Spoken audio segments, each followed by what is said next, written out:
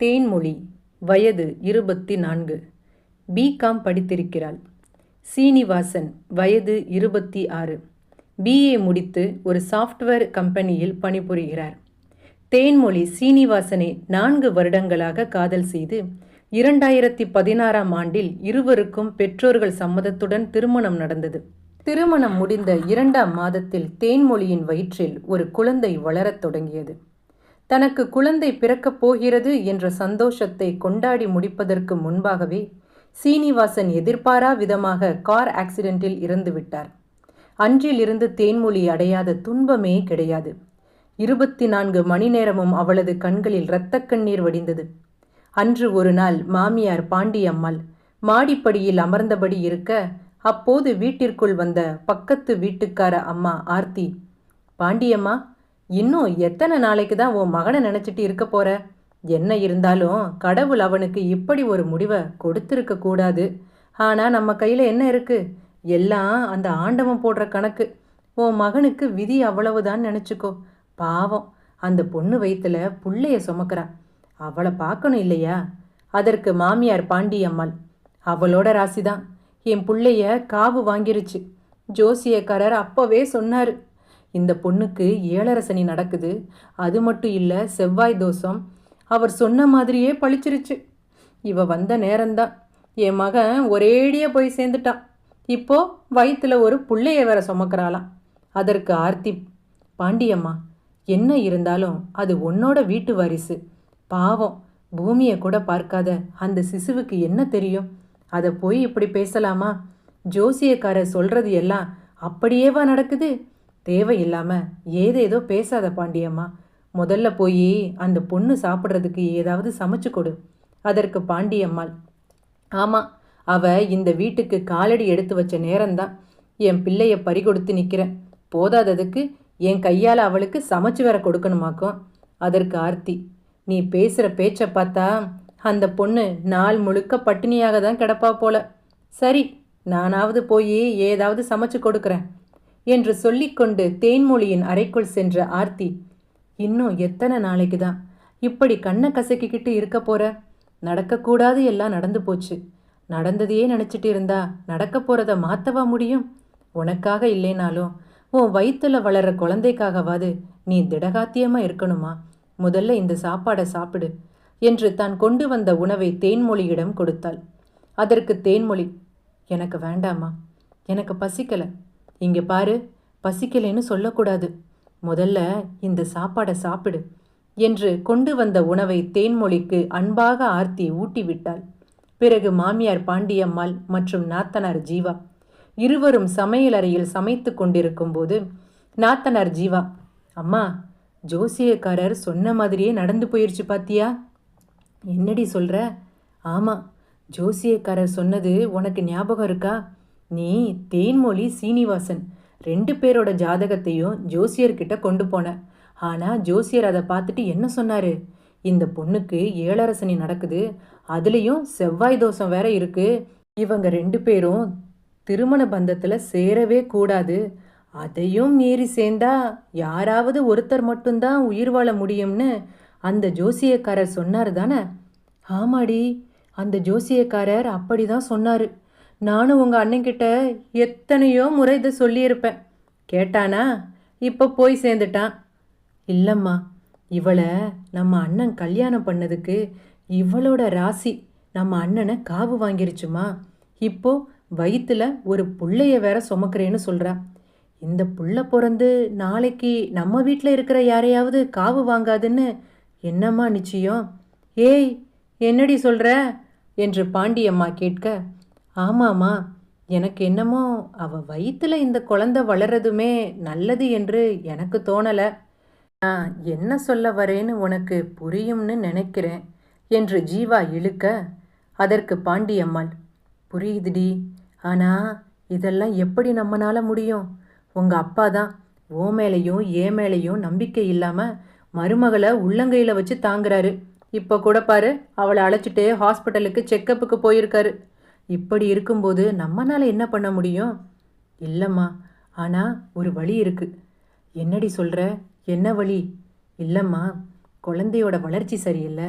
இதய துடிப்பு சரியில்லை, அப்படி இப்படின்னு ஏதாவது தேன்மொழியை நம்ப வைத்து அவளே அதை பண்ண வச்சிட்டா அது எப்படி முடியும் என்று பேசிக்கொண்டிருக்கும் போதே மாமனார் முத்து மற்றும் மருமகள் தேன்மொழி வீட்டிற்குள் நுழைய, மாமனார் முத்து மருமகளை பார்த்து, இங்க பாருமா, உன்னோட உடம்பு ரொம்ப வீக்காக இருக்கான், நீ நல்லா தூங்கி ஓய்வெடுக்கணுமா, அது மட்டும் இல்லை நீ நிறைய சாப்பிடணும்னு டாக்டர் சொல்லியிருக்காரு, நீயும் தானே கேட்ட, அதனால் இனிமே எந்த ஒரு வேலையும் நீ செய்யக்கூடாது, உன்னோட ஆரோக்கியம்தான் எனக்கு முக்கியம் என்று சொல்லிக்கொண்டே அங்கு சோஃபாவில் அமர்ந்திருந்த மனைவி பாண்டியம்மாளை பார்த்து, பாண்டியம்மா, இந்த பொண்ணை இனிமே இந்த வீட்டில் எந்த ஒரு வேலையும் செய்யாமல் பார்த்துக்க வேண்டியது உன்னோட பொறுப்பு. அவள் நல்லா தூங்கி ஓய்வெடுக்க சொல்லி டாக்டர் சொல்லியிருக்காரு. அந்த பெண்ணை நல்லா பார்த்துக்கோ. அந்த பொண்ணுக்கிட்ட தேவையில்லாமல் அதை செய் இதை செய்யின்னு எந்த ஒரு வேலையும் வாங்கக்கூடாது, புரிந்ததா என்று கூற, அதற்கு பாண்டியம்மாள் சரி சரி என்று பதில் கூறினாள்.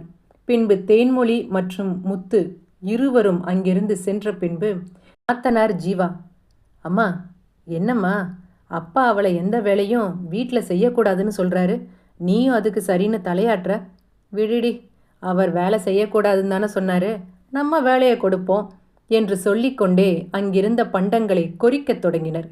மதியம் 2 மணி. தேன்மொழி உணவு அருந்தி கொண்டிருந்தாள். அதனை பார்த்த நாத்தனார் ஜீவா, ஆமாம், இப்போ இவளுக்கு இந்த சாப்பாடு தானே ரொம்ப முக்கியம், நல்லா கொட்டிக்கோ, யார் எப்படி இருந்தா உனக்கு என்ன, உனக்கு முக்கியம் 3 வேளையும் நல்லா சாப்பிடணும். பாவி பாவி, எங்கள் அண்ணனை கல்யாணம் பண்ணி அவனை ஒரேடி அமிச்சிட்டாளே, பாவி பாவி.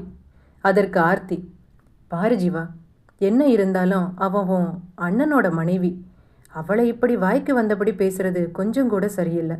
அது மட்டும் இல்லை, அவள் இப்போது வாயும் வயிறுமா இருக்கா. அவளுக்காக இல்லைனாலும் அவள் வயிற்றுல வளர்ற குழந்தைக்காகவாது அவள் சாப்பிட்டு தானே ஆகணும். உங்கள் அண்ணன் இறந்ததுக்கு அவள் என்ன பண்ணுவா? ஏன் உங்களை மாதிரி தானே அவளும் ஒரு மனைவியா, அவளுக்கும் வேதனை இருக்கும் தானே. அதை யாரும் கொஞ்சம் கூட புரிஞ்சுக்காம ஏன் இப்படி அந்த பொண்ணை வார்த்தையால் சாகடிக்கிறீங்க? அது என்ன, உங்களுக்கு மட்டும் அவ மேலே அவ்வளவு பெரிய அக்கறை என்று நாத்தனார் ஜீவா கேட்க, அதற்கு ஆர்த்தி, இங்கே பாரு ஜீவா, எனக்கு தேன்மொழி மேலே எந்த ஒரு தனிப்பட்ட விருப்பு வெறுப்பு என்று எதுவும் கிடையாது. உங்கள் அம்மா நீ எப்படியோ எனக்கு தேன்மொழியும் அப்படிதான். ஒரு பொண்ணு என்ற எண்ணத்தில் இன்னொரு பொண்ணுக்கு நான் இறக்கப்படணும்னு நினைக்கிறேன், அவ்வளவுதான். மறுநாள் தேன்மொழி சமையலறையில் குவிந்து கிடந்த பாத்திரங்களை ஒன்றன் பின் ஒன்றாக கழுவி கொண்டிருந்தாள். அதனை அவ்வழியாக சென்ற ஜீவா பார்த்து, ஓஹோ, பாத்திரமெல்லாம் கழுவுறியா? அதுவும் குழாய் தண்ணியில் தான் பாத்திரம் கழுவுவியா? இரு, இப்போ நான் என்ன பண்ணுறேன்னு பாரு என்று நினைத்தபடியே தண்ணீர் குழாயிற்கு அருகில் சென்று அதனை அடைத்து விட்டாள். ஐயோ, தண்ணி நின்று போச்சா, இப்போ எப்படி கழுவுறது?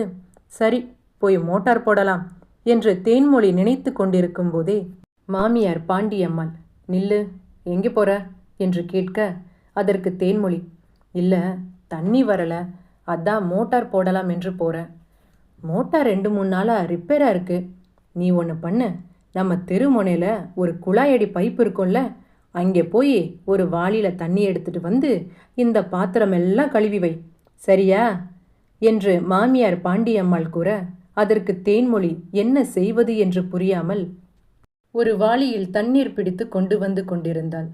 அதனை பார்த்த பக்கத்து வீட்டுக்கார அம்மா ஆர்த்தி, தேன்மொழி, நீ ஏமா இந்த வேலையெல்லாம் செய்கிற? பரவாயில்லம்மா, வீட்டில் தண்ணி வரலை, மோட்டார் வேற ரிப்பேர், அதனால தான் தெருமுனையில் இருக்கிற அந்த குழாயடியில் தண்ணி எடுத்துகிட்டு வரேன். என்னம்மா நீன, டாக்டர் உன்னை என்ன சொல்லியிருக்காரு? அதுவும் மாசமாக இருக்கிற பொண்ணை நீ இப்படி வெயிட்டு தூக்கலாமா? உங்கள் வீட்டில் வேறு யாரும் இல்லை? அதற்கு தேன்மொழி பதில் ஒன்றும் கூறாமல், சரிம்மா, எனக்கு நேரமாயிடுச்சு, நான் வரேன் என்று கூறிவிட்டு தனது வீட்டிற்கு நடக்கத் தொடங்கினாள். அவள் சென்ற பின்பு ஆர்த்தி, பாவம் இந்த பொண்ணு, ஒரு சின்ன பொண்ணுன்னு கூட பார்க்காம அம்மாவும் பொண்ணும் சேர்ந்து இந்த பொண்ணை இப்படி கொடுமை பண்ணுறாங்களே, ஆண்டவா, ஏன்பா இந்த சின்ன வயசில் இந்த பொண்ணுக்கு இவ்வளவு பெரிய சோதனையா? அந்த பொண்ணை நீதான் காப்பாற்றணும் என்று அந்த ஆண்டவனை பார்த்து பிரார்த்தனை செய்தாள். தேன்மொழி வாளியில் தண்ணீர் கொண்டு வருவதை எதேச்சையாக பார்த்த மாமனார் முத்து, தேன்மொழி, உன்னை யார் இந்த வேலையெல்லாம் செய்ய சொன்னது? நான் உங்ககிட்ட அன்னைக்கு என்ன சொன்னேன்? நீ நல்லா சாப்பிட்டு ஓய்வெடுக்கணும்னு சொன்னேன் இல்லையா? எங்க உன் மாமியார் பாண்டியம்மா? பாண்டியம்மா என்று பாண்டியம்மாளை அழைக்க வெளியே வந்த பாண்டியம்மா, என்னங்க, எதுக்கு கூப்பிட்டீங்க? அந்த பொண்ணு எந்த வேலையும் செய்யாமல் நல்லா ஓய்வெடுக்கணும், அந்த பொண்ணை நல்லா பார்த்துக்கணும்னு உங்ககிட்ட சொன்னேனா இல்லையா? ஆமாம், இப்போ அதுக்கு என்ன? அங்கே பாரு, அந்த பொண்ணு வாளியில் தண்ணி எடுத்துகிட்டு வரா. மாசமாக இருக்கிற பொண்ணு இப்படி வெயிட்டு தூக்கலாமா? நான் அந்த பொண்ணை தூக்க வேண்டாம்னு தான் சொன்னேன். அவ தான் எல்லா வேலையும் நான் தான் செய்வேன்னு இழுத்து போட்டு செய்கிறா. அதுக்கு நான் என்ன பண்ணேன்? செஞ்சா செய்யட்டுமே, உங்களுக்கு என்ன அவ மேலே அவ்வளவு அக்கறை? அதற்கு மாமனார் முத்து, நீ எல்லாம் ஒரு பொம்பளையா? நீயும் 2 பிள்ளைய பெத்தவ தானே? அந்த பொண்ணை போட்டு இப்படி பாடா படுத்துறியே. அந்த பொண்ணு பாவம் உன்னை சும்மாவே விடாது. ஆர்த்திக்கு அன்று இரவு முழுவதும் உறக்கமே கிடையாது. பாவம் அந்த தேன்மொழி பொண்ணு.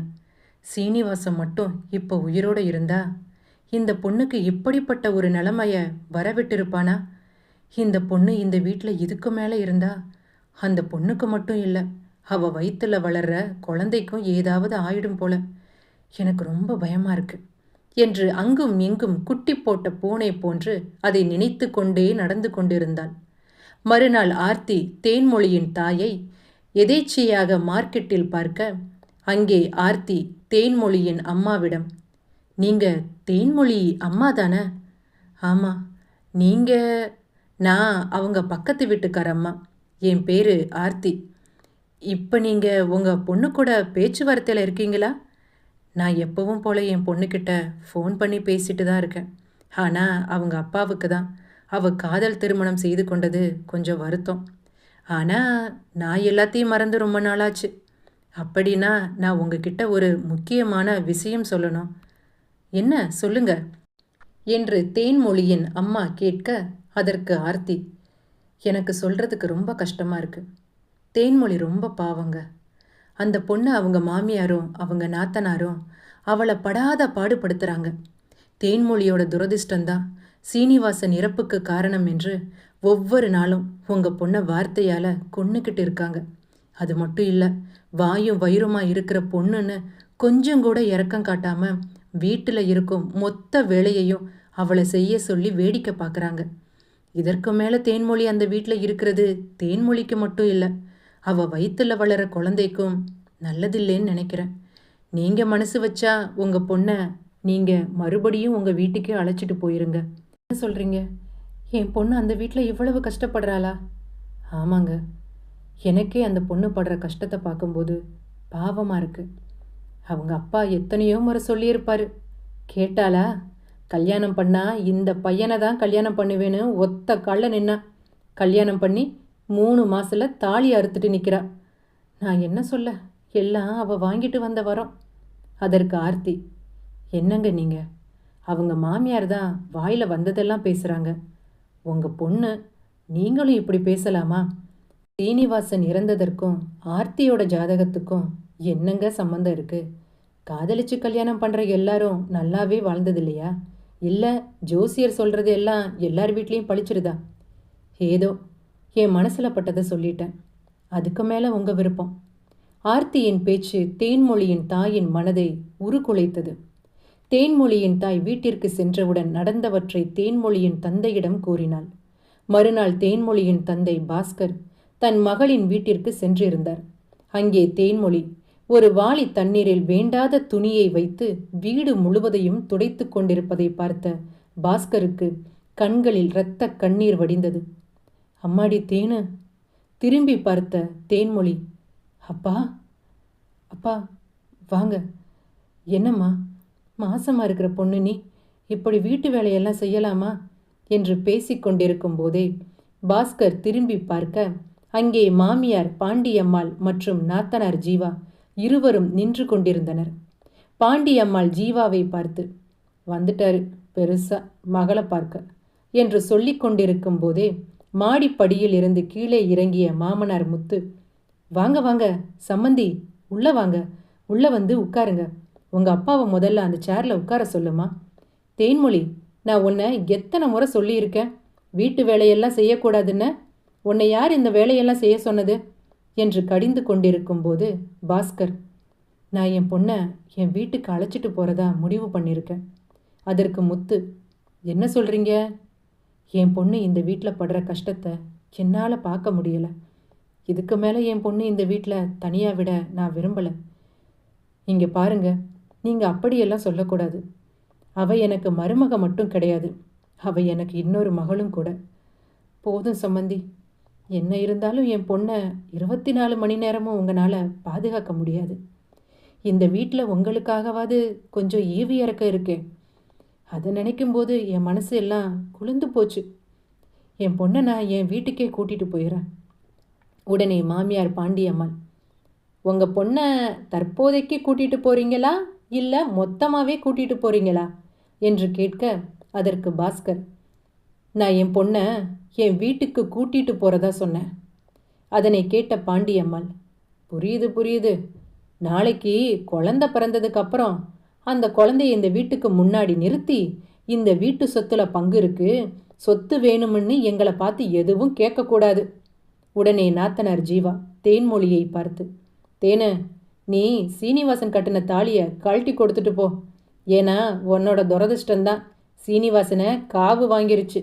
உன் கழுத்தில் தாலி கட்டின நேரம், அந்த தாலியை இனிமே உன் கழுத்தில் இருக்கவே வேண்டாம். அதை கலட்டி எங்ககிட்ட கொடுத்துட்டு போ. அதற்கு மாமனார் முத்து உடனே, ஜீவா என்ன பேசுகிற என்று கேட்க, அதற்கு தேன்மொழி, என் வயிற்றில் வளர குழந்தைக்கும் சீனிவாசன் கழுத்தில் கட்டின தாலிக்கும் நான் மட்டும்தான் சொந்தக்காரி. இதில் யாரும் பங்கு போட முடியாது. என்னால் என் புருஷன் கட்டின தாலியை கழட்டி உங்ககிட்ட கொடுக்கணும்னு எந்த ஒரு அவசியமும் கிடையாது. அவனோட ஞாபகமாக இருக்கிறது எனக்கு இது இரண்டும் மட்டும்தான். நான் சாகிற வரைக்கும் இது எப்பவுமே என் கூட தான் இருக்கும். நீங்கள் பயப்படுற மாதிரி உங்கள் சொத்துல பங்கு கேட்டு நானும் என் பிள்ளையும் இந்த வீட்டு வாசப்படி மிதிக்க மாட்டோம் என்று கூறி அங்கிருந்து சென்றாள். செல்லும் வழியெல்லாம் தேன்மொழி சீனிவாசனின் நினைவுகளை சுமந்தபடியே, சீனிவாசா, உங்கள் அம்மா நீயும் நானும் கல்யாணம் பண்ணியிருக்க கூடாதுன்னு சொல்கிறாங்க. நம்ம 2 பேருக்கும் ஜாதகம் சரியில்லையா. நம்ம 2 பேரும் கல்யாணம் பண்ணிக்கிட்டா நீ உயிரோடு இருக்க மாட்டேன்னு உங்கள் அம்மா சொல்கிறாங்க. நான் உன்னை கல்யாணம் பண்ணிக்கிட்டது தப்பா சீனிவாசா? என்னால் உனக்கு ஏதாவது ஆகிவிடுமோன்னு எனக்கு ரொம்ப பயமாக இருக்குது. அதற்கு சீனிவாசன், எங்கள் அம்மா இல்லை, இந்த ஜாதகம் இல்லை. அந்த ஆண்டவனே நேரில் வந்து சொன்னாலும் 7 ஜென்மத்துக்கும் நீ தான் ஏன் பொண்டாட்டி. யார் சொன்னது நீயும் நானும் சேர்ந்தா நான் செத்துருவேன்னு என்று? உயிரே போனாலும் சரி, என் பொண்டாட்டி நீதான் என்று சீனிவாசன் கூறிய வார்த்தைகள் ஒவ்வொன்றும் தேன்மொழியின் காதில் ஒலித்து கொண்டே இருந்தது. அவள் செல்லும் வழியெல்லாம் அவள் வடித்த இரத்த கண்ணீரின் சுவடுகள் இன்றைக்கும் உண்டு. இன்றைக்கும் சில வீடுகளில் இது போன்ற நிகழ்வுகள் நடப்பது உண்டு. திருமணம் முடிந்த ஒரு சில நாட்களில் கணவன் தவறிவிட்டால் இந்த சமுதாயம் அந்த பெண்ணை ராசி இல்லாதவள், விதவை, துரதிர்ஷ்டசாலி, இவளின் கெட்ட நேரம்தான் அவன் இறந்து விட்டான், மூலி என்று ஒரு பெண் கேட்காமலேயே இந்த சமுதாயம் அவளுக்கு பல பெயர்களை கொடுத்து விடுகிறது. அதுவே திருமணம் முடிந்த ஒரு சில நாட்களுக்கு பிறகு மனைவி இறந்துவிட்டால் அந்த கணவன் எந்த ஒரு அச்சமும் இன்றி 2வதாக ஒரு பெண்ணை திருமணம் செய்து கொள்கிறார். ஆனால் அந்த ஆண்மகனுக்கோ பெண்ணிற்கு கூறப்பட்ட விதவை, ராசி இல்லாதவன் போன்ற எந்த ஒரு பெயரும் கிடையாது. அது மட்டுமல்ல, அந்த ஆண்மகனின் ராசிதான் அந்த பெண்ணின் இறப்பிற்கு காரணம் என்று ஒருவரும் கூறுவது கிடையாது. திருமணத்திற்கு பிறகு ஒரு பெண் கணவனை இழந்த நிலையில், அதுவும் குழந்தையை சுமக்கின்ற அந்த தருணத்தில், அந்த பெண்ணின் குடும்பமானது அவளை முழுவதுமாக ஒதுக்கி வைக்கும்போது அந்த பெண் வடிக்கின்ற கண்ணீரை கற்பனை செய்து கூட பார்க்க முடியாது. பிற்காலத்தில் அந்த பெண்ணோ அல்லது அவள் வயிற்றில் வளர்கின்ற அந்த குழந்தையோ வளர்ந்து வந்து சொத்தில் உரிமை கொண்டாடி விடுமோ என்ற அச்சத்தில் சில குடும்பங்களில் இன்றைக்கும் இது போன்ற நிகழ்வுகள் நடந்தேறிக் கொண்டுதான் இருக்கிறது. அதற்காகவே அந்த பெண்ணிடம் பேசக்கூடாத வார்த்தைகளை பேசி அவளாகவே அந்த வீட்டை விட்டு செல்லும்படி செய்துவிடுகின்றனர் இங்கு ஒரு சிலர். இந்த கதையில் வருகின்ற தேன்மொழி சிந்தாத இரத்த கண்ணீர் கிடையாது. 24 வயதில் கணவனின் மரணம், தனது வயிற்றில் ஒரு குழந்தை, கணவனின் மொத்த குடும்பமும் அந்த பெண்ணை விதவை, ராசி இல்லாதவள், கணவனை விழுங்கியவள் என்று கூறி ஒதுக்கி வைக்கும்போது அந்த நிமிடம் ஒரு பெண் அவள் வாழ்க்கையில் அனுபவிக்கின்ற துன்பத்தை நம்மால் கற்பனை செய்து கூட பார்க்க இயலாது. அதனால்தான் இந்த கதையில் கூட தேன்மொழிக்கு சீனிவாசனின் இறப்புக்கு பின்பு செய்யப்பட வேண்டிய விதவை சடங்குகளை பற்றி நான் எந்த ஒரு இடத்திலும் குறிப்பிட்டு இருக்க மாட்டேன். அதற்கு காரணம், ஒரு வீட்டில் ஒரு பெண் குழந்தை பிறந்துவிட்டால் அதன் பெற்றோர்கள் அதற்கு பட்டுப்பாவாடை உடுத்தி தலை நிறைய பூ வைத்து பொட்டு வைத்து அழகு பார்ப்பது என்பது அந்த பெண் குழந்தை பிறந்ததில் இருந்தே அந்த பெண்ணிற்கு கொடுக்கப்படுகின்ற ஒரு அங்கீகாரம். அப்படி இருக்கையில் கணவன் இறந்துவிட்டான் என்ற ஒரே காரணத்திற்காக ஒரு பெண்ணிற்கு பூவும் பொட்டும் கணவன் கொடுத்த மிகப்பெரிய சொத்து, அவன் இறப்புக்கு பிறகு அது அவளுக்கு சொந்தமில்லை என்று சொல்லி சொல்லி ஒரு கூட்டத்தை கூட்டி அந்த பெண்ணை நடுவில் நிறுத்தி, இன்றிலிருந்து இவள் ஒரு விதவை என்று அவள் கையில் அணிந்திருக்கும் வளையல், நெற்றியில் வைத்த குங்குமப் பொட்டு ஊரே காணும்படியாக அதை அவளிடமிருந்து பறிப்பது என்பது நியாயமான ஒன்றாக எனக்கு தோன்றவில்லை. அந்த ஒரே காரணத்திற்காக தான் தேன்மொழியின் விதவை சடங்கை பற்றி எந்த ஒரு குறிப்பும் இந்த கதையில் நான் எழுத விரும்பவில்லை. விதவை சடங்கு என்பது ஒரு பெண்ணிற்கு தேவையான ஒன்றா, அல்லது கணவனின் இறப்புக்கு பின்பு ஒரு பெண்ணிற்கு சமுதாயம் இது போன்ற பெயர்களை கொடுப்பது சரியா? இது பற்றிய உங்களது கருத்துக்கள் என்ன என்பதை மறக்காமல் கமெண்டில் தெரிவிக்கவும். யாராவது உங்களுடைய சேனலை என்னுடைய சேனல் மூலமாக ப்ரொமோட் பண்ணணும்னு விரும்புனீங்கன்னா டிஸ்கிரிப்ஷனில் என்னோடய மெயில் ஐடி கொடுக்குறேன், அதில் நீங்கள் என்ன தொடர்பு கொள்ளலாம். அது மட்டும் இல்லை, என்னோட சேனலில் மெம்பர்ஸாக ஜாயின் பண்ணுறவங்களுக்கு என்னென்ன பயன்கள் இருக்குது அப்படிங்கிறத என்னுடைய மெம்பர்ஷிப் இன்ட்ரோ வீடியோவில் நான் தெரிவிச்சிருக்கேன். கட்டாயம் மறக்காமல் போய் செக் பண்ணி பாருங்கள். இந்த கதை உங்களுக்கு பிடித்திருந்தா மறக்காமல் லைக் பண்ணி ஷேர் பண்ணுங்கள். சப்ஸ்கிரைப் பண்ணும்போது பெல் பட்டனை மறக்காமல் ப்ரெஸ் பண்ணுங்கள். அப்போ தான் நான் எப்போ வீடியோ போட்டாலும் அதுக்கான நோட்டிஃபிகேஷன் உங்களை உடனடியாக சேரும். நன்றி, வணக்கம்.